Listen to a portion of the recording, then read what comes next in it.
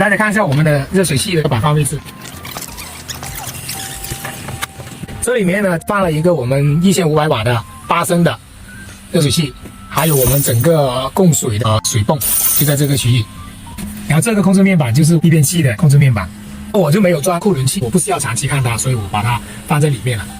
然后出来之后呢，我分了2个12伏的点烟器，一个是太阳能这里直接出来的12伏，就是这个是我长期接到我冰箱这里的，这样就可以24小时都是通过太阳能给它供电。现在我因为刚通电，我正在放一瓶水进去做一个测试，看它有多快能结冰。